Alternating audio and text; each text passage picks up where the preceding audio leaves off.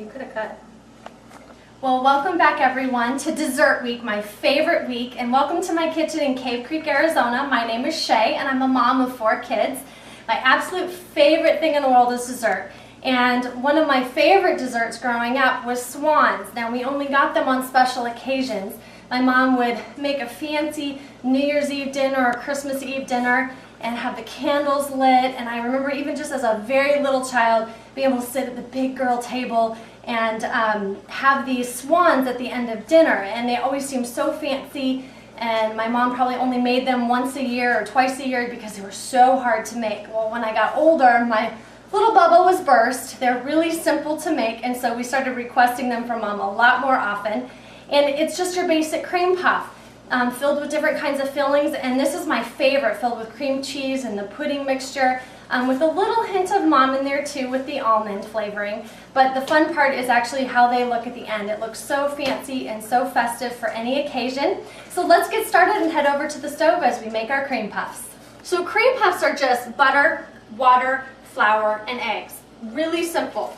The way you want to do this is you want to start with a pot. I like to use just a bigger pot. You want to boil your cup of water or 2 cups of water in this recipe's instance, your 2 sticks of butter in a pot. And when it comes to a rolling boil, you want to add in your flour. You can dump it in all at once.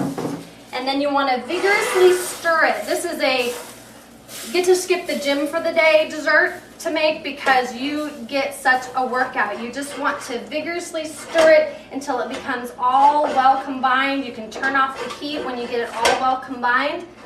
And then once it's all combined, it kind of forms a dough. You want to pull it away from the heat, bring it off the counter, and you want to add 1 egg at a time. And this is where you want to work kind of quickly, and this is where your muscles are going to get sore, but it's well worth it. And the first time I ever made this, I thought I had ruined my whole batch because it just looks like you're doing something wrong. Your eggs make it so creamy, and then you're like, well, how is this supposed to form into a dough to make a cream puff? And it's all set. But it's really simple. So just about when you're ready to give up on your dough is when it starts to form up. I'll just keep going here and I'll see you back here in a minute. Now let's make our cream puffs. Now you see how that formed just a lovely dough? My arm is hurting, but it's okay. It will all be worth it in the end. About 1/3 of this is going to be used for your necks of your swan, but the rest of it you're going to make into these nice balls of dough onto a prepared cookie sheet. Sprayed it down lightly. I have my oven preheating at 400 degrees. And you just want to scoop a ball about that big. This recipe makes 10 swans.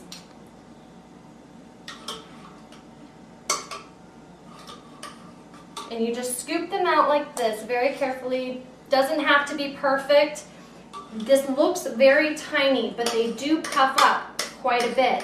So think of about almost twice as big as what they are is what they're going to come out to be once you finish cooking them.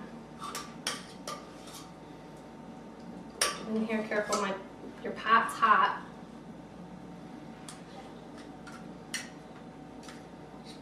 As your spoons get sticky, I have this bowl of water that really helps to, I got this one a little too big, really helps to work with the stickiness of this dough, especially now when we move to working with our fingers. That's why I said you don't have to worry about how pretty they look, because you're just going to wet your fingers to help you smooth out this dough. And you want it kind of an egg shape, because that's the body of the swan. So now we're ready to form our neck. So the remaining dough I put into a plastic bag. Now you can use your own piping bags if you want, but this dough is really sticky and I found it's really hard to clean, takes a long time. It's easiest just to take a plastic bag that you can throw away when you're done. I don't seal it up, that lets too much air pockets in there, but you want to squeeze your dough down to one of the corners. You're going to snip off about 1/2 inch there so that you can create your necks. And you're just going to make little question marks. Go a little bit thicker on that first part of that question mark because that's the head, and then you can go back and form it with your water. Here we go. So I go a little bit thicker right there for the head, and then I come around and I make a little question mark. And there, you want them to be about a ½ inch, ¼ inch, ½ inch thick. So as I'm working it, I'm making that neck a little bit longer. I'm forming out this head to be a little more curved, just like a swan would be. And it looks like they're going to be awfully small in comparison to the bodies, but like I said, they poof up, so you don't want to get too big on these question marks. I just finished off my dough, worked out perfectly. I can just toss that away, and then you're going to pop this in the oven at 400 degrees for about 30 minutes. Keep an eye on them because different ovens vary. At about 10 minutes left to your cooking time, you want to pay attention to these necks, and you may want to pull those out early. They might get a little golden brown before your bodies are ready, and then leave your bodies in for another 10-15 minutes. So I'll see you back here when we pull our cream puffs out of the oven. Now you're ready to assemble. And this is another one of those desserts that you really can't do ahead of time. You can have your cream puffs ready, and then you're putting in everything ready to go, you're filling, but then when you're ready to eat it, that's when you want to kind of plate it, or if right before you leave for a party, then get them all assembled and then head off to your party. So we have our cute little swan bodies, we have our cute little question mark necks. In 2 separate bowls, I like to do the filling. The room temperature cream cheese, I'll mix with the 2 teaspoons of almond extract and a cup of milk. Beat it up really good with an electric mixer so it gets nice and creamy. And then your 3 packages of instant pudding and your 4 cups of cold milk.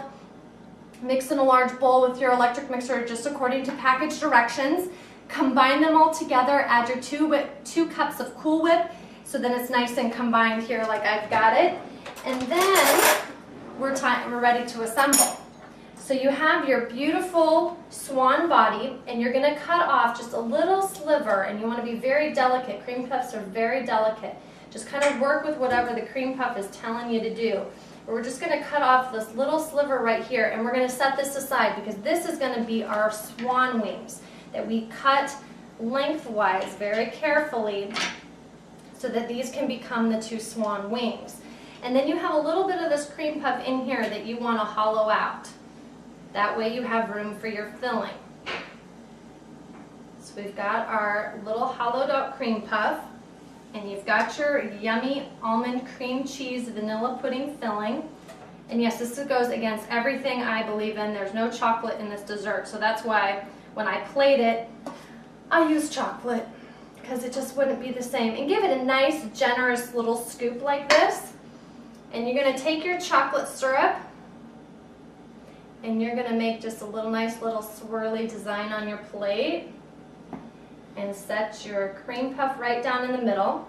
And strawberries for a garnish are beautiful because you can slice them, little slices with the stems still on, and then you just give them a nice little push to display it like that. And then you take your wings, and whichever side is like the smallest, you can really tell. It looks just like a swan wing. You want to very carefully push those in to your body, just like so that they're sticking out, just like little swan wings, like they're gracefully on the lake. And you can match up your question marks to whichever one may be the best. And sometimes the necks, they poof out too much. I like to shave them down a little bit, just on that little part that's going to hold it up. Not too much, otherwise it won't stand up. And then you carefully shove that right down in there. And you've got your gorgeous little swan for any occasion because they're so incredibly simple. Enjoy!